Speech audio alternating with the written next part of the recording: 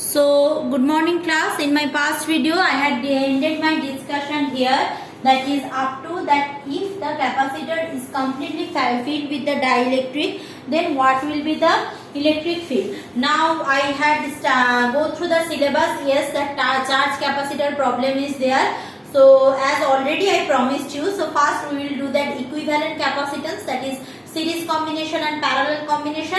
Then I am coming for that last things, that is energy stored in a charge capacitor. Then the chapter will be over. So let's go for that. That is combination of capacitor. Now just like resistance, we can have capacitors also two kind of combination.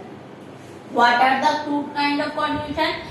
If I am placing side by side all the capacitance, that time it will be called as series combination. And if I put the capacitors one parallel to another one, that is called parallel combination. Means series combination looks like what? This is C1, then C2, then C3. These are called series combination. Same time parallel looks like this is one capacitor, this is another capacitor, and then the next capacitor. These are the parallel plate of capacitor. Clear? This is series combination, this is parallel combination. So C1, C2, C3. These are the parallel combination. Now let's discuss what will be the equivalent capacitors of this circuit. Now if I am having this series, first I will discuss series combination. Now if I am having this series combination of capacitor in a circuit, then obviously there is a connection. Connection means here should be a connection and here should be grounded. The last capacitor should be grounded. Clear? Now what is happening? So the charge in each capacitor, suppose plus Q. So here capacitor charge is plus Q. Here also plus Q, same charge. Okay, plus Q charge I am giving from outside. This charge I am supplying from outside. So if this is the plus Q, this will be the minus Q.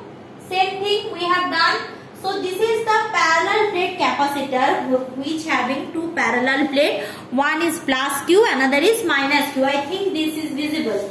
And I am showing it with a big diagram, that will be easier for you. Wait.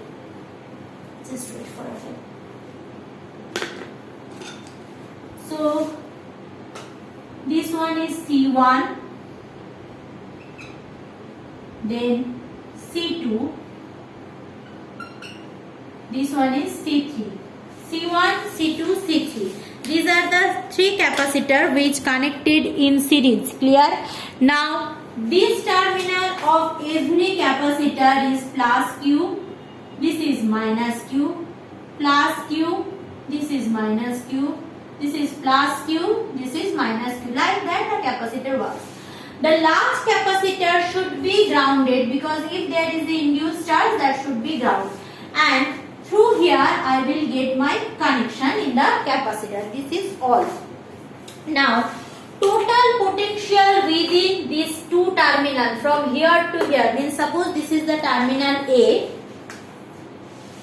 and this is terminal B. So let's total potential within this terminal A and B is V. Total potential is V. Now each and individual capacitor has a bunch of positively charged, bunch of negatively charged, separated by a distance. So each and individual has a potential developed within it. So this is V1, this is V2, this is V3. Within the capacitor we are having, this is the potential. So let's go for further discussion. So if individually I am going, what is V1? V1 equal to what? Q by C1 for this capacitor. So V1 equal to Q by C1. Q is the charge, same charge in every capacitor. V2 equal to Q by C2. V3 equal to Q by C3. Done. So V1 equal to Q by C1. V2 equal to Q by C2 and V3 equal to Q by C3. I think no confusion up to that. The confusion is where? the total potential will be what? Obviously the summation of V1 plus V2 plus V3. So total potential V will be equal to V1 plus V2 plus V3. Done. So if I add all the potential, what I am having? I am having that Q common 1 by C1 plus 1 by C2 plus 1 by C3. Q common 1 by C1 plus 1 by C2 plus 1 by C3. Now if I take that outside potential is V and equivalent capacitor is what? Equivalent capacitor is C. So what is happening, that V also replaced by in terms of Q by C. So if I am replacing total charge Q by C here, and this side we are having Q into 1 by C1 plus 1 by C2 plus 1 by C3. So all the things will be cancelled out. So I am having what? The equivalent capacitance for series combination is 1 by C equal to 1 by C1 plus 1 by C2 plus 1 by C3. Just opposite of the series combination in resistance. In case of resistance, what we are having when we are discussing resistance, that time if it is a series combination, R will be equal to R1 plus R2 plus R3. But here we are having 1 by C1, 1 by C2, 1 by C3. Now this is the equivalent capacitance if they are connected in series. Now if they are connected in parallel, what is happening? Now if they connected in parallel, then